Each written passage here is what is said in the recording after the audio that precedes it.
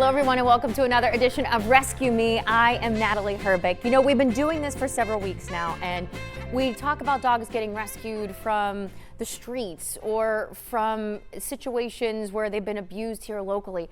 There are so many dogs that come into our area that are not from Northeast Ohio, and some of their stories will leave you speechless. And that is why I'm so happy to have Catherine Sargi joining me from Rescue Me Pawsome Style. Yes. Get it? Pawsome. Nailed it. You and your company and what you all have done to rescue animals from basically their last days of their life. Literally. Yeah, literally. The dogs that we get, a lot of them, the majority of them are what are called like red tagged. So dogs at a shelter, they have like different color collars on. So the red tag dogs are the ones that are going to be euthanized that day.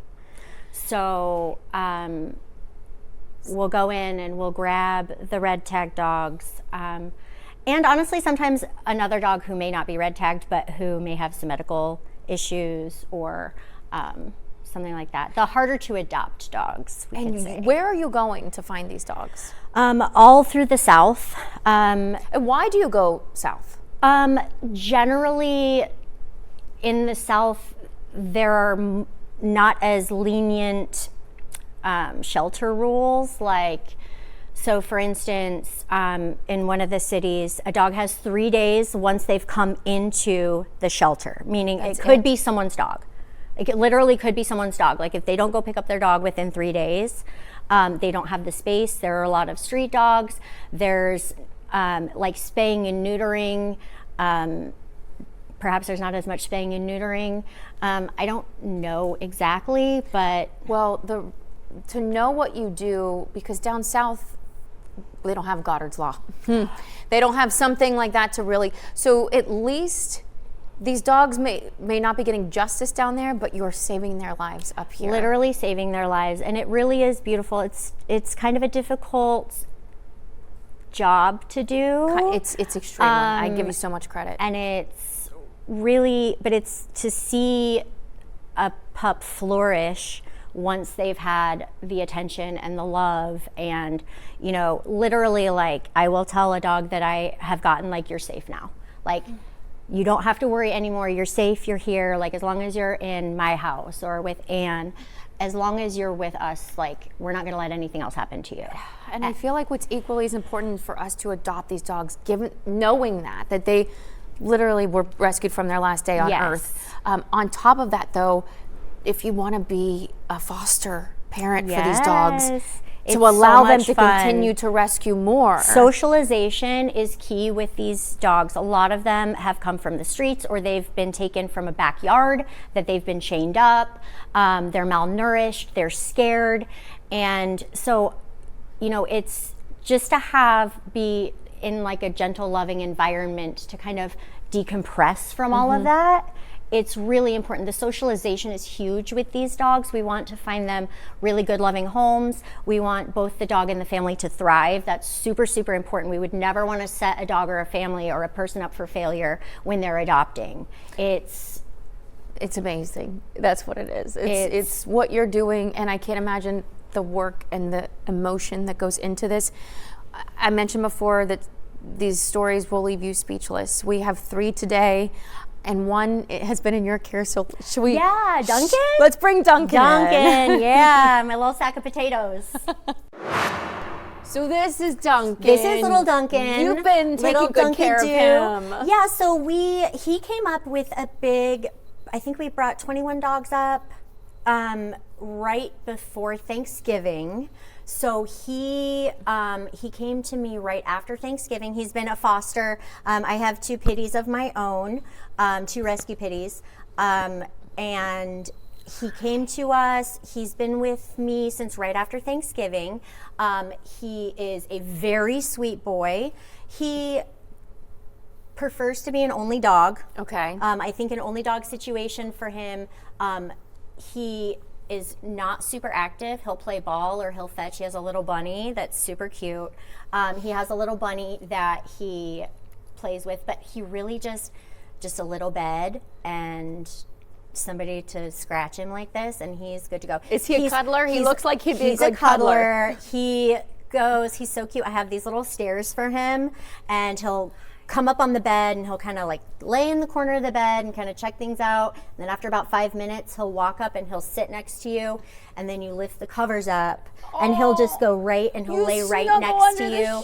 And he is so cute. I call him my little sack of potatoes because he's like a little potato. So it sounds like he would even do well with a retired couple or someone who wants to. Absolutely. He doesn't really need to go out and walk, like, just a little walk. He doesn't need to be exercised like some of the other dogs we have that are super, super active. He's 8. He's 8? Okay. He's 8, so he's kind of an old man. So he really just wants to, eat his food. And this is literally, he's good like this all the time. Like, he hardly ever barks. He's amazing in the car. He just sits in the car. He's such a good boy. And look at these ears. Are you kidding me? I love these ears. So he looks like a corgi, like a mix between a corgi, because he's not big enough. Like, he's a little bit too big to be a Chihuahua, but he kind of has a corgi. So we call him a corgi. Well, you are, and you're a very cute one, Duncan. We're going to meet some of your friends now, okay? Yeah, Dunky do. Okay, this is Cooper. He's a baby still, huh? Cooper's 8 months. We think about 8 months. So he's a little bit, he's a little bit active. He's a little bit nervous.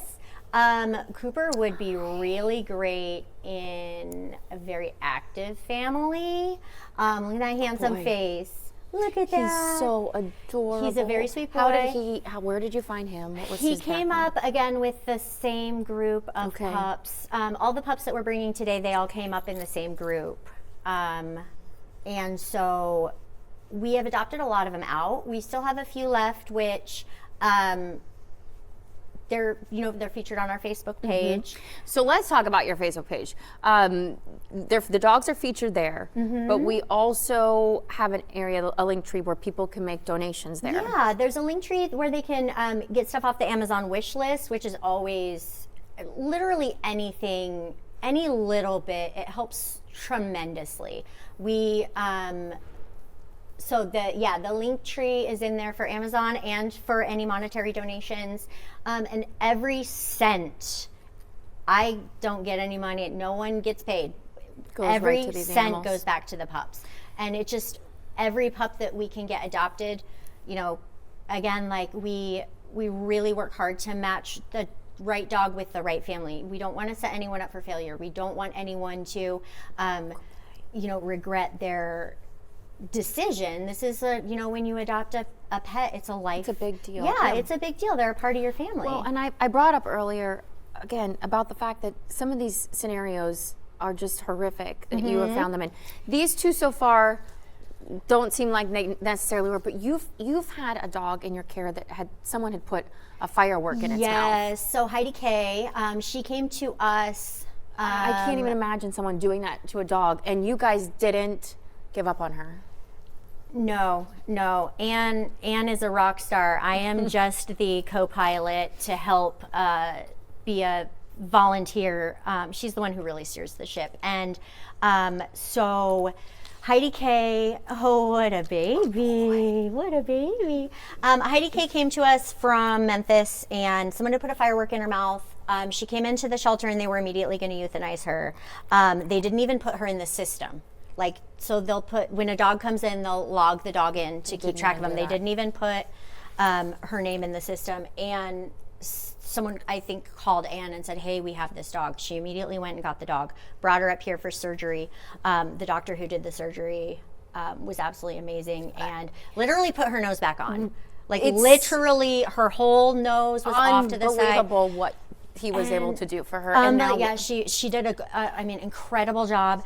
And she's incredible. She's the best dog I've ever had. And these are the stories why you need to be making donations. We have one more little extremely friendly friend that was not always that way. Little Norman. Why don't I let you see what little Norman was like when they first found him? Take a look.